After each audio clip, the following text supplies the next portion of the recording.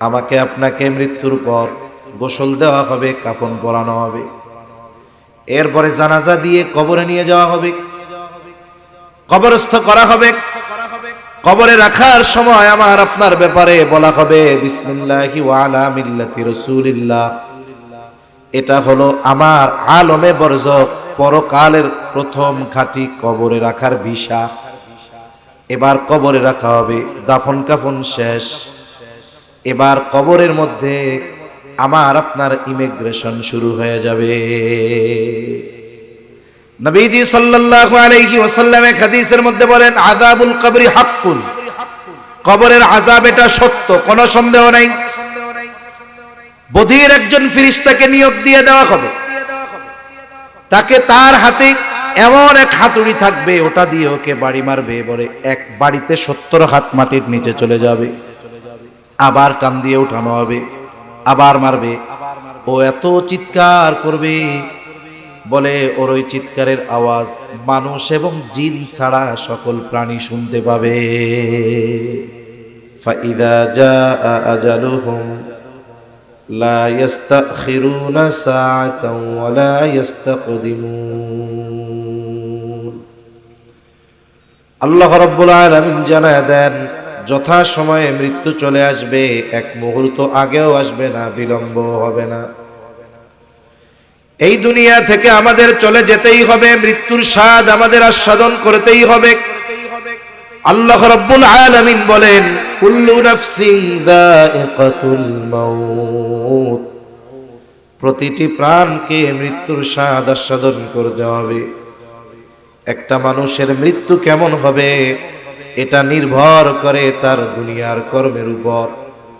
একটা মানুষ যদি ঈমানের সাথে নেক আমল করে, আল্লাহ তাআলার হুকুম আহকাম মেনে চলে, আল্লাহ তাআলার আনুগত্য যথাযথভাবে করে, মৃত্যুর সময় শয়তান তাকে ঈমানহীন করার জন্য যত চেষ্টা প্রচেষ্টা করুক না কেন, আল্লাহ তাআলা এই শয়তানের বাহিনীর বিরুদ্ধে আল্লাহ তাআলা তার আসমানি বাহিনী পাঠায় দেয়। এজন্য আমরা যদি আলমে বরজক তথা কবর জগৎ থেকেই যদি শান্তিতে থাকতে চাই, দুনিয়ার জমিন থেকেই আমাদেরকে সেই প্রস্তুতি গ্রহণ করতে হবে যেন আমার মরণটা সুন্দর হয়, খাতেমা বিল খাইর, আমার জীবনের শেষ বিষয়টা যেন উত্তম হয়। এই জন্য আমাদের উচিত এখন থেকেই প্রস্তুতি নেওয়া, কারণ কোন সময় আমার আপনার মরণ চলে আসবে এটা বলা যায় না। একজন নেককার বান্দা, ইমানদার বান্দা, সে যতই আমল করুক না কেন, যতই ইবাদত করুক না কেন, তার মধ্যে একটা ভয়, একটা চিন্তা সব সময় থাকে যে আমার জীবনের শেষ সময়গুলো কিভাবে অতিবাহিত হবে। দেখুন, একজন দুনিয়াদার মানুষ যখন আস্তে আস্তে বৃদ্ধ হয়, অনেক ক্ষেত্রে ওই দুনিয়াদার বৃদ্ধ মানুষের দুনিয়ার চিন্তা বাড়তে থাকে। এই জন্য অনেক সময় দুনিয়াদার সম্পদওয়ালা বৃদ্ধ মানুষ হসপিটালে ভর্তি, তাকে যদি আমি আপনি জিজ্ঞাসা করি, আপনার হায়াত তো মনে হয় শেষের দিক, এই জীবনের শেষ সময় সে আপনার ইচ্ছাগুলো কি, দুনিয়াদার মানুষের জবাবটা অধিকাংশ সময় দুনিয়ামুখী হয়।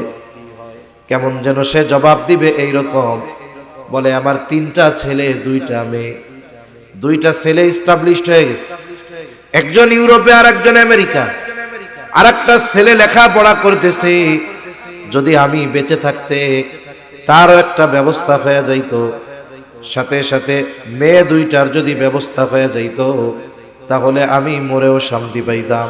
চিন্তা করে দেখেন, দুনিয়াদার ব্যক্তিকে যদি মৃত্যুর আগেও তার ইচ্ছার কথা জিজ্ঞাসা করেন, তার ইচ্ছাটাও ওই মুহূর্তে দুনিয়া সম্পৃক্ত হয়। আর দিনদার মানুষ যারা নামাজ কালাম ঠিকমতো পড়ে, হারাম হালাল বেঁচে চলে, এই ধরনের মানুষ যারা, সময়ের সাথে সাথে এনাদের জিজ্ঞাসা করবেন যে দাড়ি তো পাক ধরছে, চোখে তো কম দেখেন, চামড়া তো ঘুষায়া যাচ্ছে, এখন কি মন চায়? তার কথা একটাই, এখন আর দুনিয়ার কিছু মন চায় না। আল্লাহ তাআলার কাছে একটাই চাওয়া, যেন ঈমান নিয়ে তার সামনে দাঁড়াতে পারি। তার মানে তার চিন্তা চেতনা ধ্যান ধারণা এখন হলো ঈমান নিয়ে মরা। কারণ সেও জানে শয়তান একজন ঈমানদারকে ঈমানহীন করার জন্য সবচাইতে বড় আক্রমণ চালায় তার মৃত্যুর সময়। এই জন্য যেই মানুষগুলো সারা জিন্দেগি আল্লাহর হুকুম আহকাম মেনে চলল, এই মানুষগুলো দুনিয়া থেকে বিদায়ের ওই গুরুত্বপূর্ণ সময়, ওই বিপদের সময়, মুসিবতের সময়, যেই আল্লাহর গোলামি সারা হায়াত করেছে, বলে আল্লাহ তাআলা ওই মুসিবতের সময় তার সাহায্যের জন্য সকল ব্যবস্থাপনা করে। আল্লাহ তাআলা কোরআনুল কারীমের মধ্যে বলেন, ইন্নাল্লাযীনা ক্বালু রাব্বুনাল্লাহু সুম্মা ইসতাকামু তাতানাজ্জালু আলাইহিমুল মালাঈকাতু আল্লা তাখাফু ওয়া লা তাহজানু ওয়া আবশিরু বিল জান্নাতিল্লাতী কুনতুম তুআদুন। আমরা যদি আমাদের কবর জগৎ বা আলমে বরজখে জান্নাতি পরিতৃপ্তি পেতে চাই, কবরটা যদি চাই জান্নাতের বাগান হোক, এই ব্যবস্থাপনা দুনিয়ায় থাকতে আমাদের করতে হবে। আল্লাহ তাআলা বলেন, নিশ্চয়ই যারা বলে আমাদের রব আল্লাহ, জবান খুলে বলেন আমাদের রব কে? আরো জোরে বলেন না কে? এই যে আমরা আল্লাহ আল্লাহ বলি, এর পাওয়ার কত জানেন? হাদিসের মধ্যে আসছে, নবীজি সাল্লাল্লাহু আলাইহি ওয়াসাল্লাম বলেন, এই পৃথিবীতে যতক্ষণ পর্যন্ত আল্লাহ আল্লাহ বলনেওয়ালা একজন ব্যক্তিও বেঁচে থাকবে, শুধুমাত্র ওই আল্লাহ বলনেওয়ালা ব্যক্তির কারণে আল্লাহ এই পৃথিবী ধ্বংস করবে না। তাহলে যারা বলে আমাদের রব আল্লাহ, আমাদের রব আল্লাহ, আচ্ছা আল্লাহকে রব বলার পরে তখন আমাদের দায়িত্ব কি? এই কথার উপরে অটল থাকা।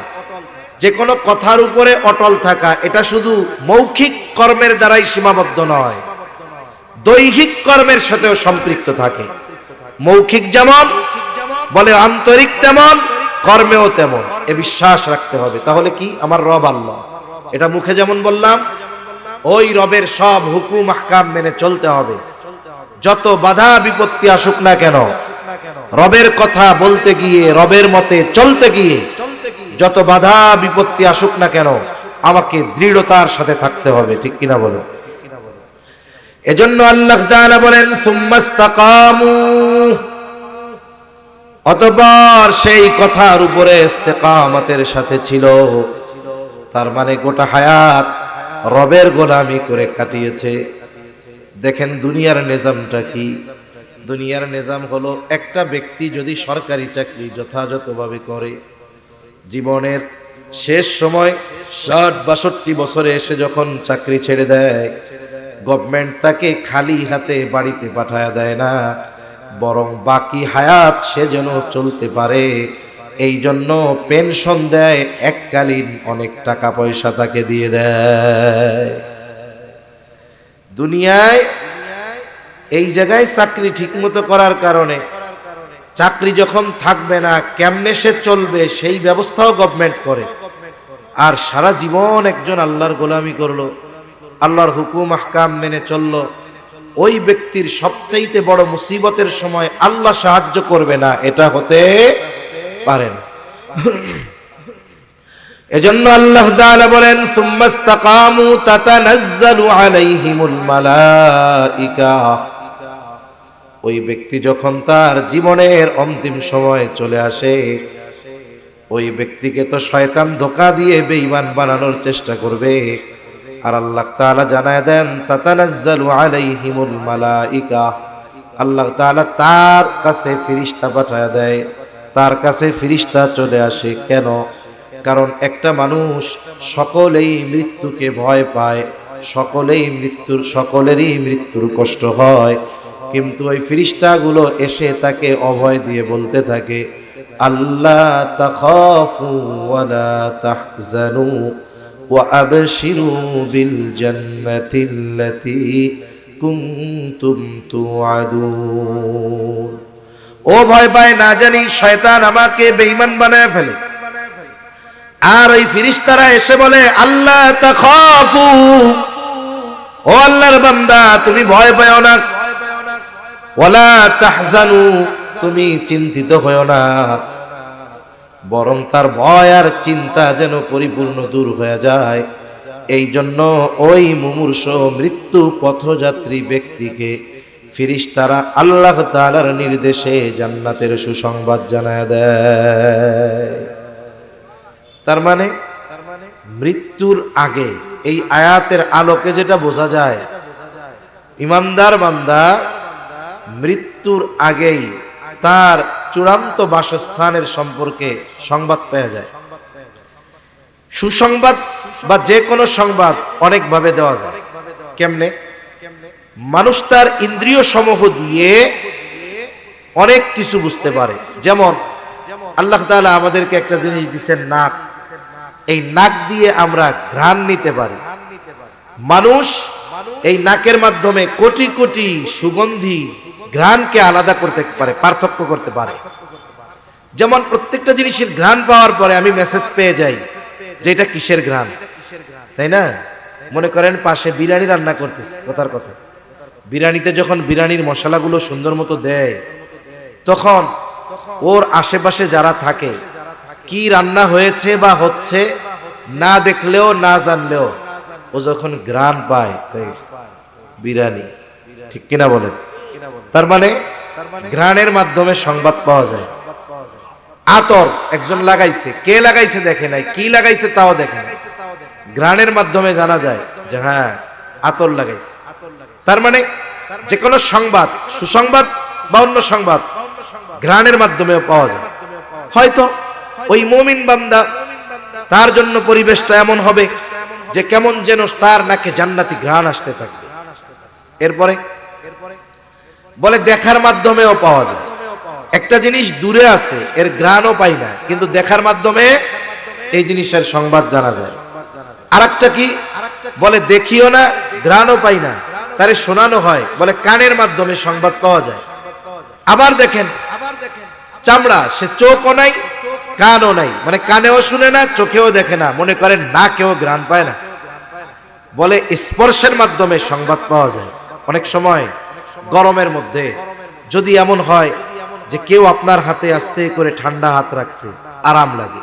শীতের দিন কেউ একটু তার হাতটা গরম, অথবা গরম পানির একটা ব্যাগ পাওয়া যায়, ওইটা আমার উপর রাখছে, হাতে রাখছে, তখন আমার আরাম লাগে, এর মাধ্যমে আমি সংবাদ পাই। তাহলে সংবাদ পাওয়ার অনেক মাধ্যম আছে।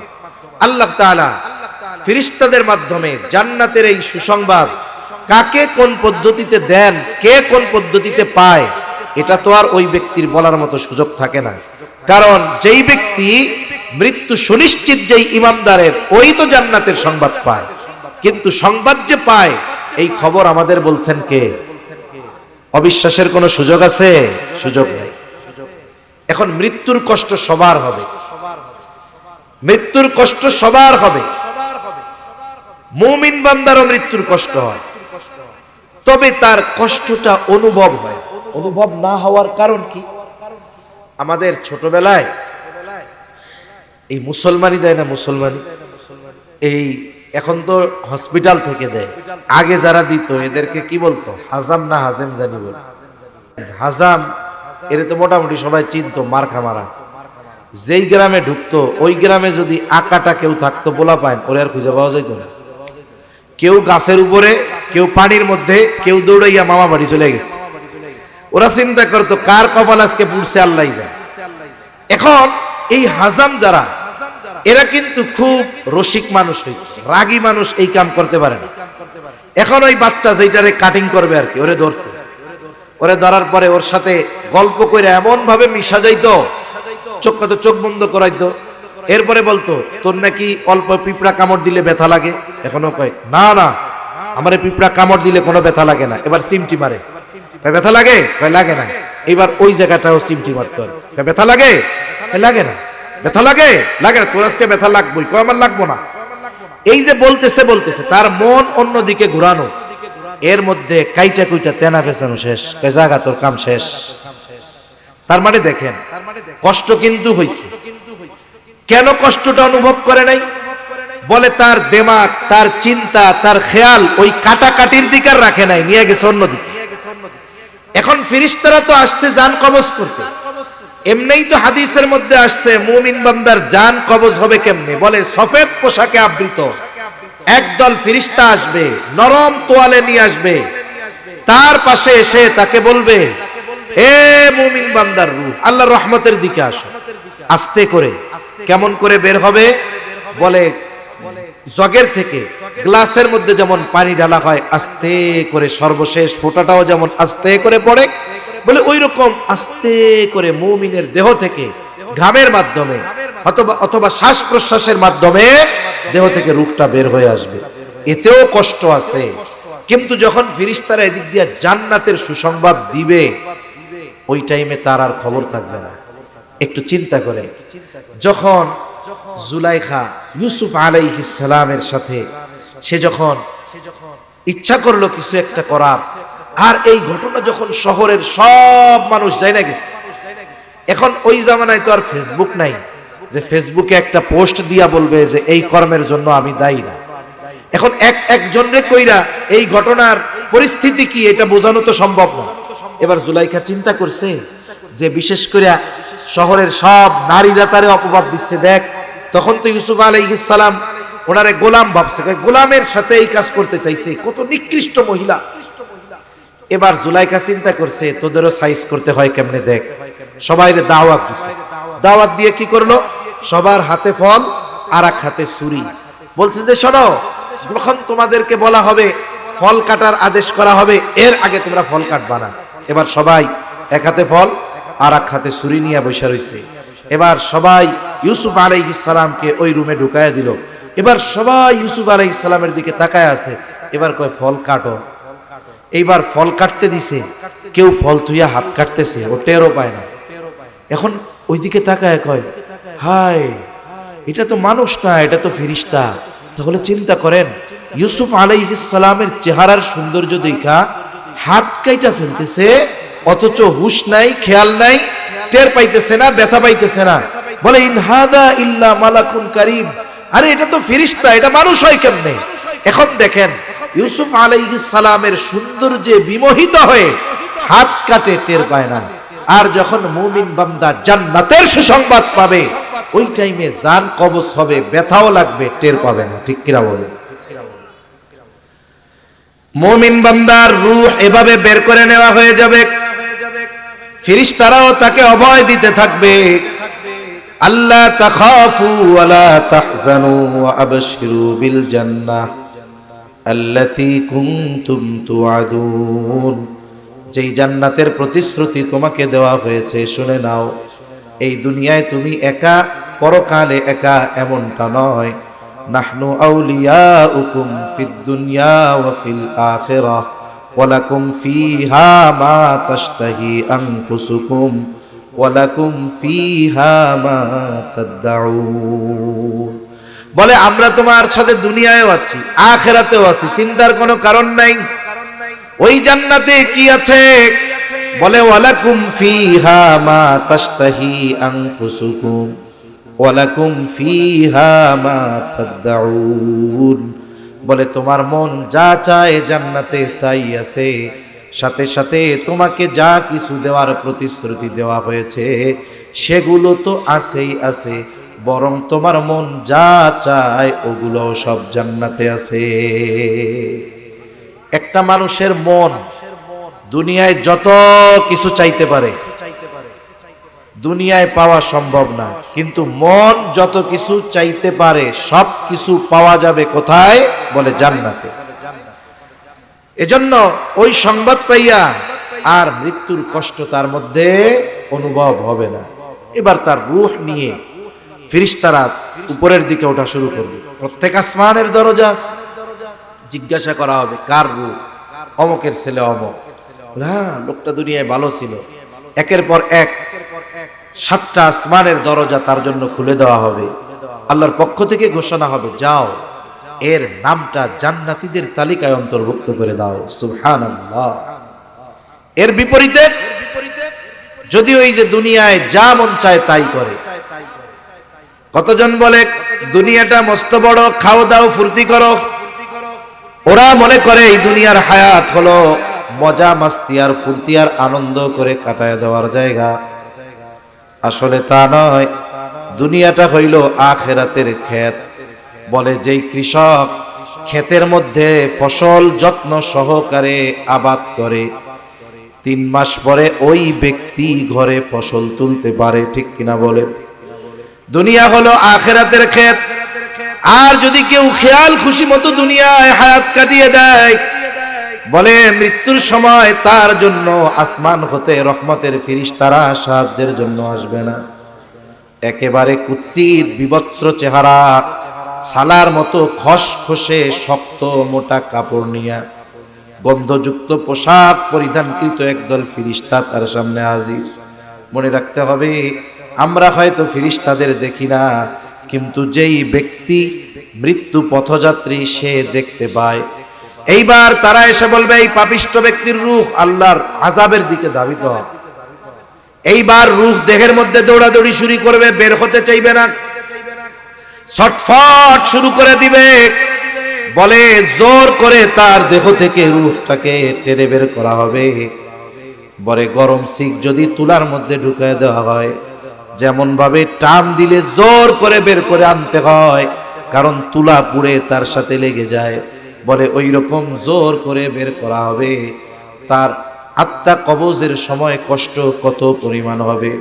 বলা হয় যদি একটা জীবন্ত ছাগলের চামড়া ছিলে ফেলা হতো, ওই জীবন্ত ছাগলের যত কষ্ট হয় তার চাইতে একজন পাপীর মৃত্যুর সময় আরো বেশি কষ্ট হয়। এইবার তার রূহ নিয়ে আকাশের দিকে যাওয়ার অনুমতি চাওয়া হবে, অনুমতি দেওয়া হবে না।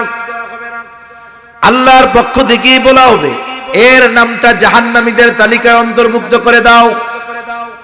এইবার আমার আপনার কবর জগতের সবচেয়ে গুরুত্বপূর্ণ বিষয়টা একটু খেয়াল করেন।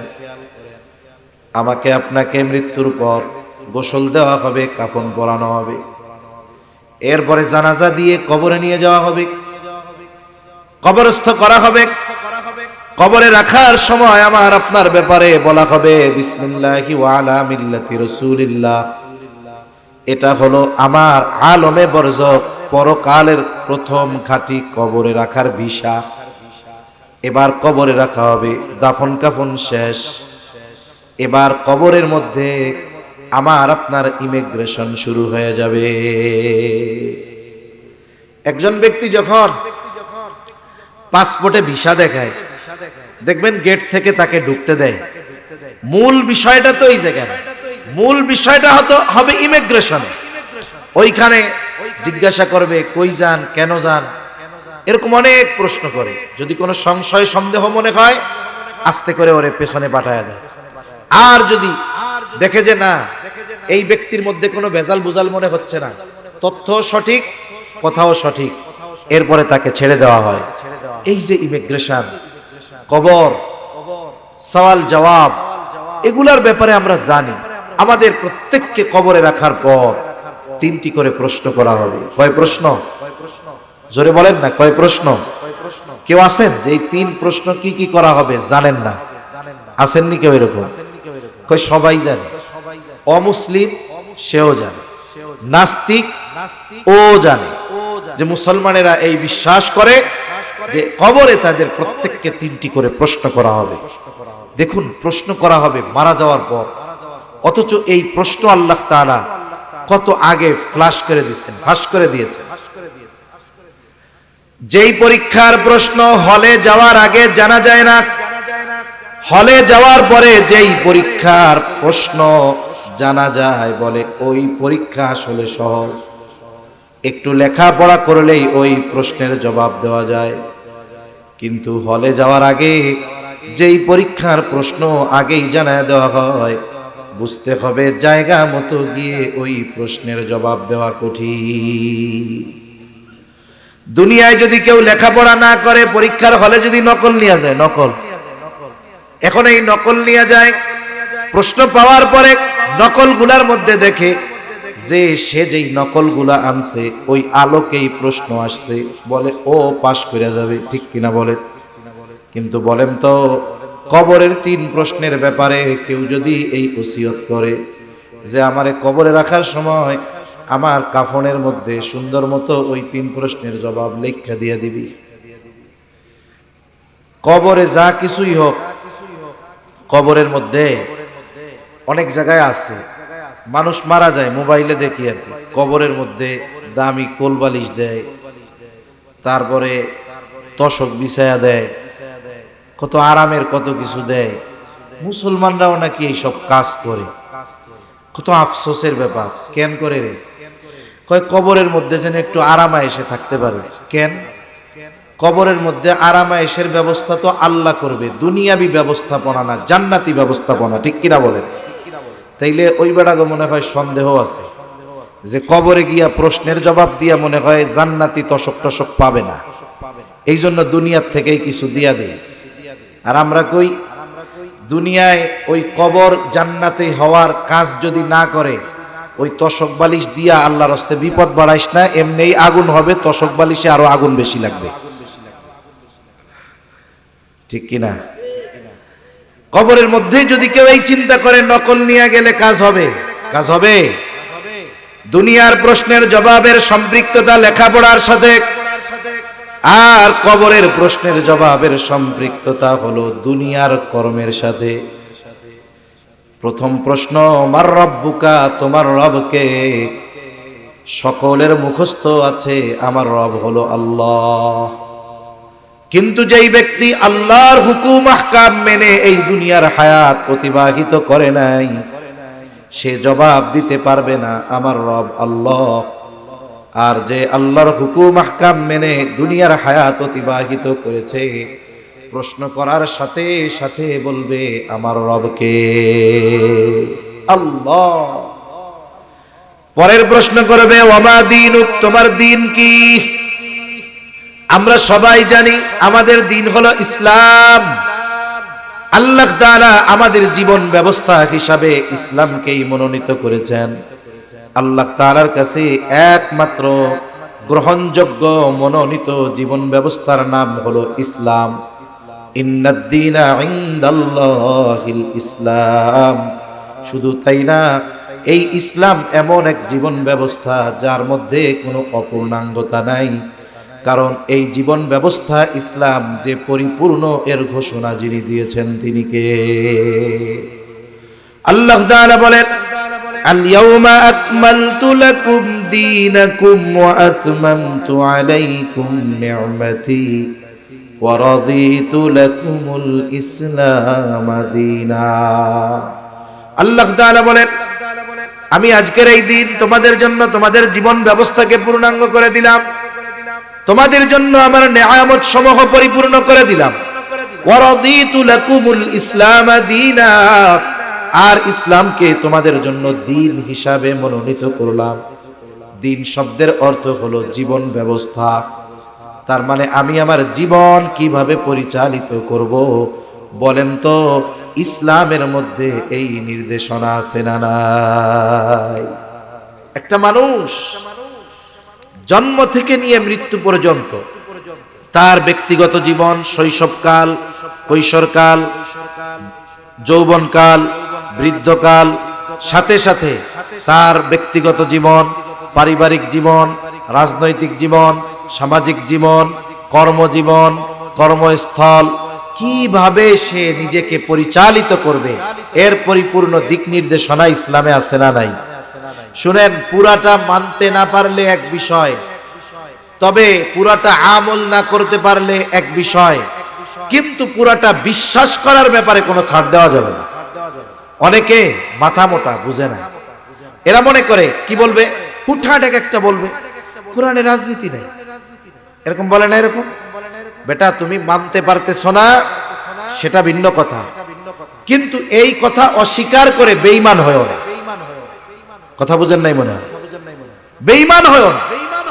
তুমি সেকুলারিজমের রাজনীতি করতেছো থাকো, করো, তুমি জাহান্নামে যাবে, তাতে আমার কি? কিন্তু মানুষের মধ্যে এই চিন্তা কেন ঢুকাও যে ইসলামের মধ্যে এটা নাই সেইটা নাই, আর আমার আল্লাহ বলতেছে পরিপূর্ণ জীবন ব্যবস্থা ইসলাম। তাহলে যে বলে ইসলামে এইটা নাই, রাষ্ট্র কেমনে চালাতে হবে ওইটা নাই, আইন কেমনে পরিচালিত হবে এইটা নাই, ইসলামে শুধু নামাজ রোজাই আছে আর কিছু নাই, কেউ যদি এ কথা বলে, আমি বলবো তুমি যদি তাহাজ্জুদ গুজারিও হও তোমার ঈমান নাই। ঠিক কিনা বলেন? এজন্য ইসলাম পূর্ণাঙ্গ জীবন ব্যবস্থা। কি খাবো, কি পরবো, কি বলবো, কি করব, সব কিছু ইসলামে আছে। যেই ব্যক্তি ইসলাম মেনে চলবে সেই ব্যক্তি কবরে জবাব দিতে পারবে আমার দিন হলো ইসলাম। মনে রাখবেন, ইসলামের কিছু বিষয় আছে যেগুলো আমাদের জন্য মেনে চলার ক্ষেত্রে কোনো বাধা নাই, এরপরেও আমরা মানি না। একজন যদি সুদ না খায়, ঘুষ না খায়, এরে কেউ জোর কইরা সুদ ঘুষ খাওয়াবে? কিন্তু ওই ব্যক্তি স্বেচ্ছায় সুদ ঘুষ খায়, আবার গল্প মারে কি, আরে রাষ্ট্রীয়ভাবে ইসলাম প্রতিষ্ঠা হোক, সব ঠিক হয়ে যাবে। আমি কই তোমার নিজের মধ্যে ইসলাম নাই, তুমি নিজের শরীরটাকে ইসলাম দিয়ে সাজাইতে পারতেছো না, তোমার মাধ্যমে গোটা রাষ্ট্র ইসলাম দিয়ে সাজবে? এটা কেমনে কল্পনা করা যায়? এজন্য আগে আমার ব্যক্তিগত জীবনে পূর্ণ ইসলাম, আমার পারিবারিক জীবনে পূর্ণ ইসলাম, এরপরের প্রচেষ্টা সামাজিক জীবনে ইসলাম, এরপরে আমি যদি আমার জায়গা থেকে যারা রাষ্ট্রীয়ভাবে ইসলাম প্রতিষ্ঠার জন্য কাজ করে যাচ্ছে এবং পরিপূর্ণ ইসলামের উপরে নিজেদেরকে পরিচালিত করছে তাদের সহযোগী হব, তাদের জন্য দোয়া করব যে আল্লাহ আমার ইসলাম মানার সাধ্য যতটুকু আছে আমি তো ততটুকু মেনে চলার চেষ্টা করতেছি, কিন্তু ওই সুপ্রিম কোর্ট কোরআনের আইন অনুযায়ী পরিচালনা করানোর ক্ষমতা আমার নাই। রাষ্ট্রীয় সব বিষয়গুলো কোরআন সুন্নাহর আলোকে পরিচালনা করানোর ক্ষমতা আমার নাই, তবে আমারও মন চায় কোরআন সুন্নাহর আলোকে গোটা রাষ্ট্র পরিচালিত হোক। আল্লাহ আপনি গোটা দুনিয়াব্যাপী আপনার দ্বীনের অনুসরণে, দ্বীনের অনুকরণে মানুষের জীবন পরিচালনার ব্যবস্থা করে দেন। এ তো বাইসা গেলাম কইয়া, কিন্তু আমাদের অবস্থা কি যে আমরা নিজেদের মধ্যেই ইসলাম আনতে পারতেছি না। এখন কবরে গিয়া যদি জিজ্ঞাসা করে তোমার দ্বীন কি, আমার আপনার বলার উপায় আছে? জোরে বলেন, বলার উপায় আছে?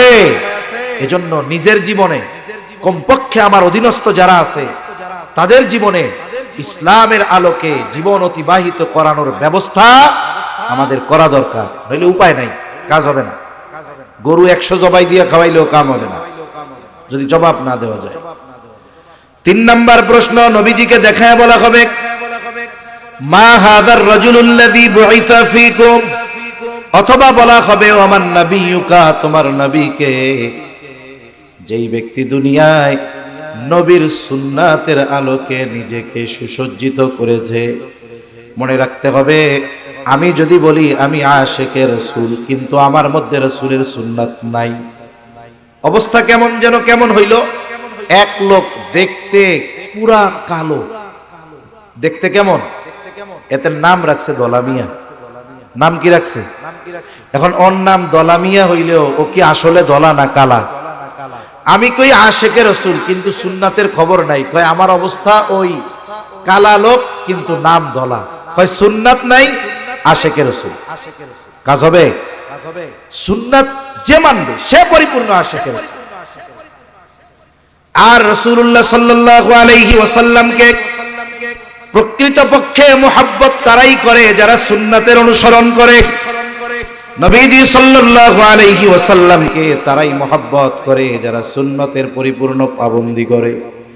তার মানে দুনিয়ায় যারা সুন্নাতের আলোকে নিজের জীবন অতিবাহিত করবে সে নবীর ব্যাপারে বলবে আমার নবী মুহাম্মাদুর রাসূলুল্লাহ সাল্লাল্লাহু আলাইহি ওয়াসাল্লাম। এই 3 প্রশ্নের জবাব কর্মের সাথে সম্পৃক্ত। যেই ব্যক্তি জবাব দিতে পারবে সাথে সাথে তার ব্যাপারে ঘোষণা আসবে সাদাকা আবদি, সাদাকা আবদি, ফাফরিশুহু মিনাল জান্নাহ ওয়ালবিসুহু মিনাল জান্নাহ ওয়াফতাহু লাহু বাবান ইলাল জান্নাহ।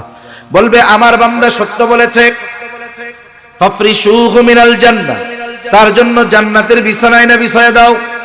তাইলে মানুষ মারা গেলে কবরের মধ্যে যে লেপ তোশক দেন কে? আল্লাহরটা পাইব না এই ডরে নাকি?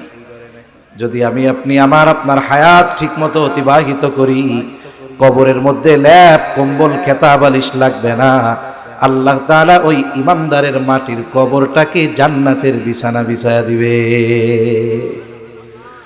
ওয়ালবিসুহু মিনাল জান্নাহ, জান্নাতের পোশাক তারে পরায় দাও।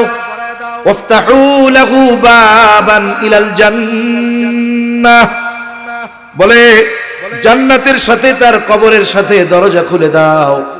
হাদিসের মধ্যে আসছে, বলে তার কবরটা এতটা বিস্তৃত করে দেওয়া হবে, তার দৃষ্টিসীমা যত দূর যায় তত দূর পর্যন্ত বিস্তৃত করে দেওয়া হবে।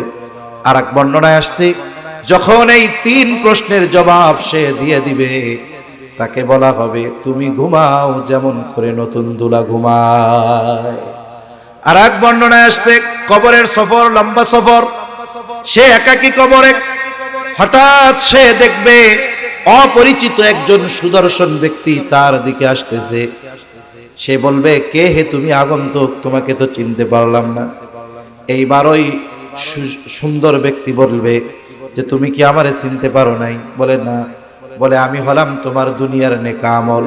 ওই যে তুমি সূরা মুলক পড়তা, সূরা ইয়াসিন পড়তা, সূরা বাকারা পড়তা, ওই যে তুমি নামাজ কালাম করতা, দান সাদাকা করতা, আল্লাহ তাআলা তোমার দুনিয়ার সৎ কর্মগুলোকে খুবসুরত দিয়া আমাকে তোমার সাথে পাঠিয়ে দিয়েছে।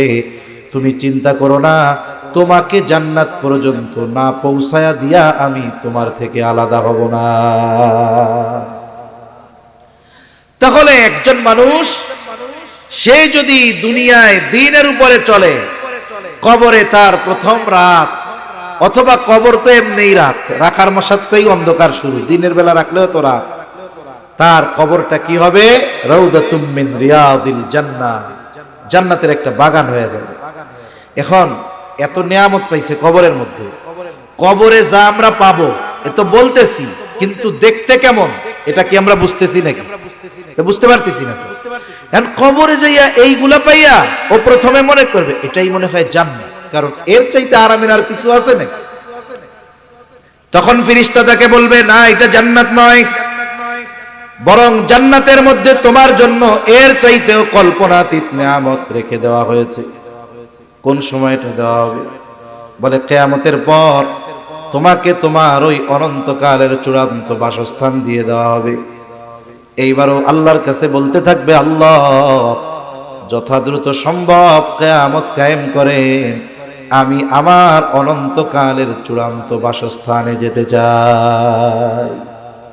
আর এক বর্ণনায় আসছে, প্রতিদিন তাকে তার ওই যে আবাসস্থল জান্নাত এটা এনে দেখানো হবে। আল্লাহ তাআলা যদি চান সবার ব্যাপারে এটা ঘটতে পারে, অথবা এক একজন মানুষের এক এক রকম পছন্দ আছে না। যেমন আমাদের ঢাকা শহরে কিছু মানুষ আছে, সব জায়গায় আছে, শুক্রবার ছুটির দিন, ওই দিন ওর কাম কি? ওই দিন সারাদিনও ঘুমাইয়া কাটাবে, ওর ঘুমাইতে আরাম লাগে। ওরে হয়তো বলবে যে দুনিয়ায় তো কেঁচাকেচি লেগে ঘুমাইতে পারস নাই, তুই ঘুমা এখন নতুন দুলার মতো, কেউ তোরে ডিস্টার্ব করবে না। অনেকে আছে দেখবেন, সে এমনি যা হোক তা হোক, তার পছন্দ হলো তার একটা প্রশস্ত বাসস্থান থাকবে, বাড়িটা খোলামেলা হবে, আলো বাতাস আসবে। হ্যাঁ, 3 প্রশ্ন জবাব দেওয়ার মতো আমল সে করে। তাকে প্রশ্ন করা হবে, মার রব্বুক ওয়া মা দীনুক ওয়া মান নাবিয়ুক, অথবা মা হাদার রাজুলুল্লাযী বুইসা ফীকুম। একটা প্রশ্নের জবাব দিতে পারবে না, সে শুধু বলবে লা আদরি, আমি কিছুই জানি না। এইবার আল্লাহর পক্ষ থেকে ঘোষণা আসবে, কাযাবা আবদি কাযাবা আবদি ফাফরিশুহু মিনান নার ওয়ালবিসুহু মিনান নার ওয়াফতাহু লাহু বাবান ইলান নার।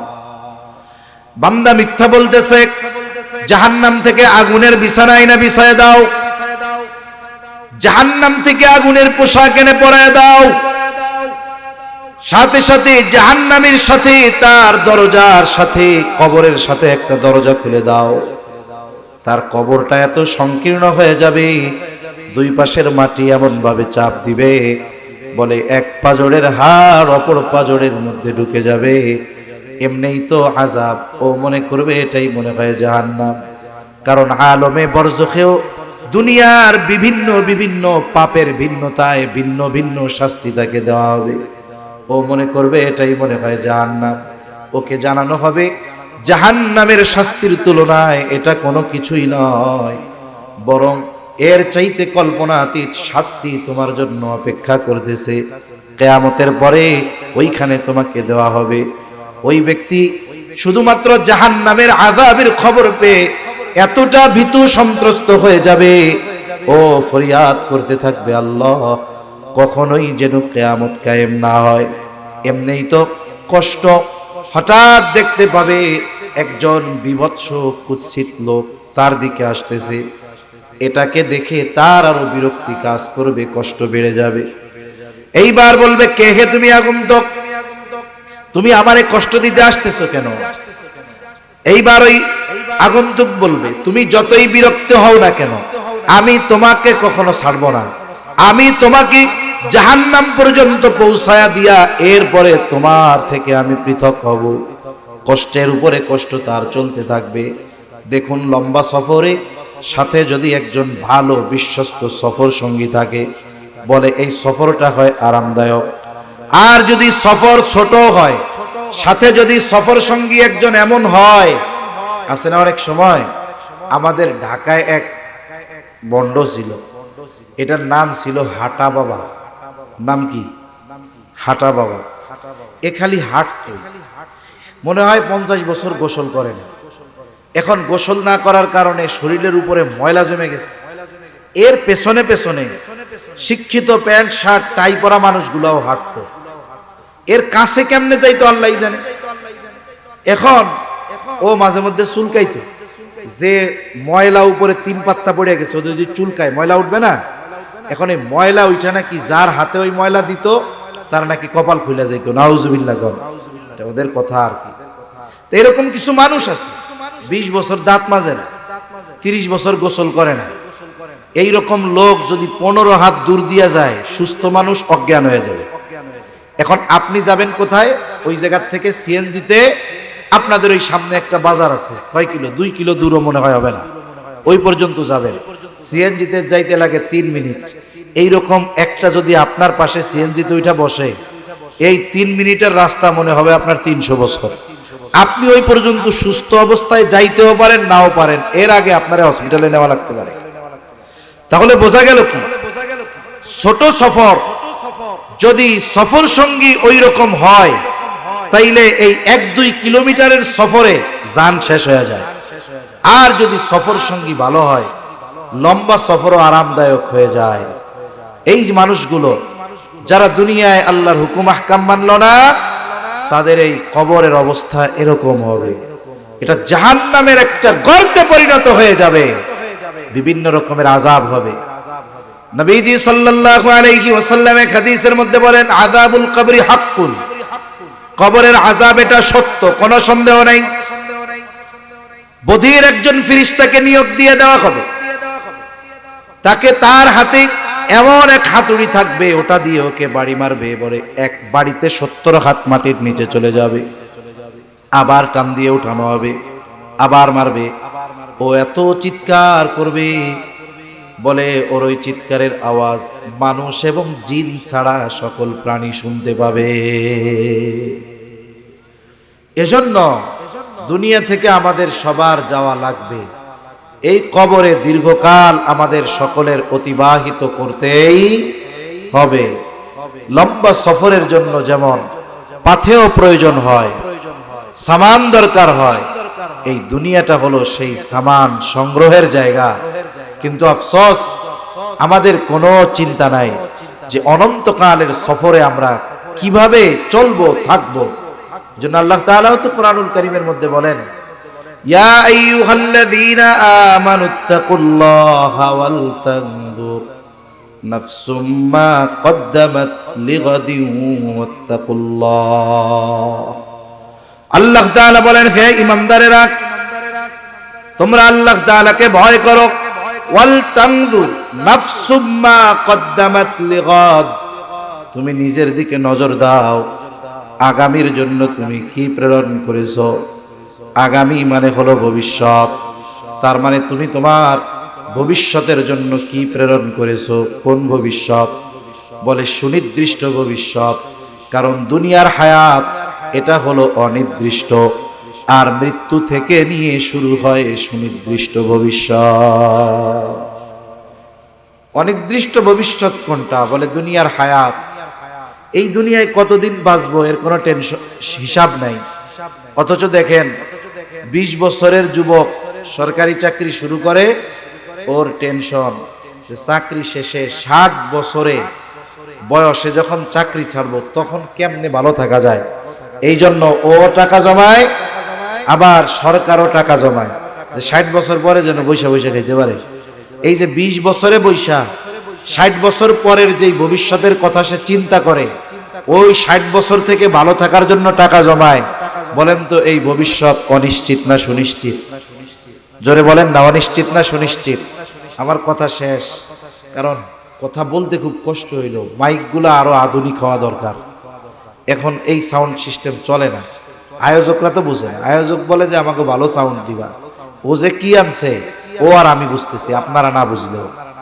মাউথ পিস কি আনছে, মাইক কি আনছে, আপনারা না বুঝলেও আমিও বুঝতেছি, ও বুঝতেছি। যাই হোক, এজন্য ওদেরকেও অনুরোধ করি, বাহিরের আওয়াজের চাইতে ভেতরে যেন আওয়াজটা ভালো হয়। আওয়াজ যেন যিনি কথা বলতেছেন তার কানে আসে। মাইক যা হইছে কমপক্ষে যদি এটা এই জায়গায় সেটিং করতো আমি কিছু আওয়াজ পাইতাম। আওয়াজগুলো সামনে যাইতেছে, বাহিরে ভালো আওয়াজ হইতেছে। এজন্য বক্তার কানে আওয়াজ আসলে কথা বলতে কষ্ট কম হয়। নাইলে দেখেন কানে আঙ্গুল দিয়া যখন আপনি কথা বলেন, এমনি আপনি জোরে কথা কন কেন? কারণ আপনার ভয়েস আপনার কানে আসে না। এই জন্য ঠিক না? এই আমি যে কথা বলতেছি আমার আওয়াজ আমার কানে আসা দরকার। যদি না আসে কথা বলতে কষ্ট হয়। এই জন্য মাইক সেটিং গুলাও সুন্দর মতো করতে হবে। আর এই সব পাল্টাবা, এই 1500 টাকার জিনিস ব্যবহার আর করবা না। এতে আমরা যারা কথা বলি বুক ব্যথা হয়ে যায়। তাহলে দেখেন অনন্তকালের সফরের কথা আল্লাহ তাআলা বলছেন, সুনির্দিষ্ট ভবিষ্যতের কথা আল্লাহ বলছেন। সুনির্দিষ্ট ভবিষ্যৎ কি? ও আরেকটা ওয়াজ ওদের কইরা দেই। জেনারেটর এমন জায়গায় সেটিং করবা যেন আওয়াজ না আসে। যদি সেটিং করো তুমি বোর্ড রাখবা, ওই বোর্ড এই পাশে যখন দিবা আওয়াজটা তখন এইদিকে আসবে না। কত ওয়াজ করব? এখন ওদের তো কিছু বলতে হয়, রাগ হয়ে তো লাভ নাই, ওরে জানাইতে হবে এই সিস্টেমে। তাইলে এই যে জেনারেটরের আওয়াজটা আসতেছে, বিরক্তি লাগতেছে, আওয়াজটা এদিকে আসবে না। আর একটু দূরে সেটিং করো, তোমার তার আছে তুমি আর একটু দূরে দাও, তাহলে আওয়াজটা যদি না আসতো তাহলে আমার কথা বলতে এখন যে কষ্ট হচ্ছে তার চাইতে আর একটু কষ্ট কম। কষ্ট পাইলেন নাকি আপনারা? এটা ওনাদের জন্য তো উপকার। তাহলে আল্লাহ তাআলা সুনির্দিষ্ট ভবিষ্যতের কথা বলছেন। সুনির্দিষ্ট ভবিষ্যতের জন্য কি পাঠাচ্ছ এটা নিজের দিকে খেয়াল দাও। সুনির্দিষ্ট ভবিষ্যৎ কোনটা? বলে মৃত্যু থেকে শুরু, কবর সুনির্দিষ্ট ভবিষ্যৎ, হাসর সুনির্দিষ্ট ভবিষ্যৎ, কারো জন্য জান্নাত অথবা জাহান্নাম এটা হলো তার অনন্তকালের চূড়ান্ত সুনির্দিষ্ট ভবিষ্যতের আবাসস্থল। দুনিয়ার আবাসস্থলে ভালো থাকার জন্য কত কিছু করি, কিন্তু কবরে থাকতে হবে দীর্ঘকাল। কতটুকু পাঠাইলাম কবরের জন্য, কতটুকু পাঠাইলাম জান্নাত পাওয়ার জন্য? এই হিসাব আমাদের করার দরকার আছে না নাই? এই হিসাব করার দরকার আছে। সাথে সাথে প্রতিদিন মৃত্যুর কথা একটু স্মরণ করতে হবে, বেশি বেশি করতে হবে। বুজুর্গানে দিন এই জন্য অনেক সময় সবক দেন মৃত্যুর মুরাকাবার সবক। আমরা যখন রাতে শুই তখন একটু এই চিন্তাটা করব যে চোখ দুইটা বন্ধ করলাম, এই যে ঘুমাইলাম, আর নাউমু কাল মাউত, ঘুম তো মৃত্যুর মতো। যদি এই চোখ বন্ধ আমার জীবনের শেষ চোখ বন্ধ হয়ে যায়, আর যদি চোখ খোলার সুযোগ না হয়, চোখ যদি খুলতে পারি তাহলে হবে সকাল, না খুলতে যদি পারি তাহলে শুরু হয়ে যাবে পরকাল। এই জন্য মাঝে মধ্যে একটু নিজের চিন্তা করব যে ওই লাশের খাটিয়ায় মসজিদে যে খাটটা আছে না, একটু মাঝে মধ্যে কল্পনা করব যে ওই খাটে আমারে শোয়ায় রাখছে। আমি সবার কথা শুনতেছি কিন্তু আমার আত্মচিৎকার কেউ শুনতেছে না। সবাই আমাকে রেখে কবরে রেখে চলে আসতেছে। আমার সাথে নিয়ে যাওয়া আমার টাকায় কেনা পছন্দের চাদর ওইটাও কবরে দিচ্ছে না, ওটাও নিয়ে আসতেছে। খেয়াল করে খুঁজতেছে যে কবরের মধ্যে কিছু রয়ে গেল কিনা, এটাও নিয়ে আসতেছে। এই চিন্তাগুলোর দ্বারা আসলে মানুষের জীবনের পরিবর্তন আসে। এজন্য আল্লাহ রাসূল সাল্লাল্লাহু আলাইহি ওয়াসাল্লাম বলেন, তোমরা বেশি বেশি ওই জিনিসের স্মরণ করো যেটা সকল স্বাদকে বিনষ্ট করে দেয়। সাথে সাথে আল্লাহ তাআলাও বলেন, কুল্লু নাফসিন যায়িকাতুল মাউত, প্রত্যেকটি প্রাণকে মৃত্যুর স্বাদ আস্বাদন করতেই হবে। কেন এই মৃত্যু? মৃত্যু হলো অনন্তকালের সফরের প্রথম দরওয়াজা। আর এই মৃত্যু যে প্রকৃত মুমিন তার জন্য তো তোহফা, হাদিয়া। এক বর্ণনায় আসছে না, মুমিনের জন্য মৃত্যু হলো হাদিয়া। কেন? বলে মুমিন জানে পর্দার এপারে দুনিয়া, মৃত্যুটা হলো পর্দা, আর এই পর্দার ওপারে রয়েছে তার জন্য আল্লাহর জান্নাত। এজন্য আল্লাহ রাসূল সাল্লাল্লাহু আলাইহি ওয়াসাল্লাম বলেন যে আল্লাহর সাথে মিলিত হওয়ার ব্যাপারে খুশি থাকে, আল্লাহও তার সাথে মিলিত হতে চান। এখন আমরা যদি আমাদের কর্মের পরিবর্তন না আনি তাহলে এটা তো সুন্দর হবে না। অনন্তকালে আমাদেরকে কি দেওয়া হবে? বলে এই দুনিয়ার কর্মের প্রতিদান দেওয়া হবে, আর এই প্রতিদান শুরু হবে মৃত্যুর মাধ্যমে। আমাদের দুনিয়ার কর্মের প্রতিদান দেওয়া শুরু হয় কিসের মাধ্যমে? মৃত্যুর মাধ্যমে। কারণ দুনিয়ায় যে ভালো কাজ করে তার মৃত্যু ওই যে ওইরকম হয়, দুনিয়ায় যে মন্দ কাজ করে তার মৃত্যুর সময় থেকেই শুরু হয়ে যায়। আর পরিপূর্ণ পুরস্কার বা প্রতিদান এই মৃত্যুও না, কবরও না, ওটা তো আল্লাহ কিয়ামতের দিন দিবে। একটু চিন্তা করেন, যদি কবরের কথাই যদি এরকম হয়, মৃত্যুর বিষয়টা যদি এরকম হয়, তাহলে জাহান্নামের অবস্থাটা কত কঠিন, এটা চিন্তাও করা যায় না। আচ্ছা, কবরের আযাবের তীব্রতার ব্যাপারে, শাস্তির ব্যাপারে আমরা যতটুকু বুঝতে পারি, সাহাবায়ে কেরাম এর চাইতে লক্ষ কোটি গুণ বেশি বুঝতেন, তাই না? এজন্যই তো হযরত ওসমান গনি রাদিয়াল্লাহু তাআলা আন জান্নাতের সুসংবাদ প্রাপ্ত একজন সাহাবী হওয়ার পরেও, নবীজির দুই কন্যার স্বামী হওয়ার পরেও, জিন্নুরাইন উপাধি পাওয়ার পরেও নবীজি ওসমান রাদিয়াল্লাহু তাআলা আনহুর ব্যাপারে এক ঘটনাকে কেন্দ্র করে বলেছেন, ওসমান আল্লাহর কাছ থেকে জান্নাত কিনে নিয়েছে। এই রকম ঘোষণা পাবার পরেও হযরত ওসমান গনি রাদিয়াল্লাহু তাআলা আন কবরের পাশে গেলে কান্না শুরু করে দিতেন। এই রকম ব্যক্তি কবরের কথা চিন্তা করে কান্না করে, আমাদের অবস্থা কি হওয়ার দরকার ছিল? এই আত্ম উপলব্ধি আমাদের মধ্যে আসা দরকার, এই চিন্তা আমাদের মধ্যে আসা দরকার। যদি আমি আপনি ওই বিষয়টা সম্পর্কে গাফেল হয়ে যাই, উদাসীন হয়ে যাই, আমার দ্বারা ভালো কাজ হবে না, আমার দ্বারা গুনার কাজ হতেই থাকবে। এজন্য মৃত্যুর চিন্তা বেশি বেশি করব তো আমরা। এরপরে আল্লাহ তাআলা বলেন, ওয়া ইন্নামা তুওয়াফাউনা উজুরাকুম ইয়াওমাল কিয়ামা, কিয়ামতের দিন মূল কথা হলো মানুষকে তার দুনিয়ার কর্মের পূর্ণ প্রতিদান দেওয়া হবে কিয়ামতে। প্রতিদান শুরু মৃত্যু থেকে, পূর্ণ প্রতিদান দেওয়া হবে কিয়ামতের দিন। আল্লাহ তাআলা বলেন, ফামান যুহজিহা আনিন নার ওয়া উদখিলাল জান্নাতা ফাকাদ ফাজ, যাকে জাহান্নাম থেকে বাঁচানো হবে, জান্নাতে প্রবেশ করানো হবে, ফাকাদ ফাজ, ওই লোকটা সফল হয়ে যাবে। আল্লাহ সুবহানাহু ওয়া তাআলা আমাদের সকলকে সফল মানুষের অন্তর্ভুক্ত হওয়ার তৌফিক দান করেন, বলি আমিন। ওয়া আখিরু দাওয়ানা আনিল হামদুলিল্লাহি রাব্বিল আলামিন। আসসালামু আলাইকুম ওয়া রাহমাতুল্লাহি ওয়া বারাকাতুহু।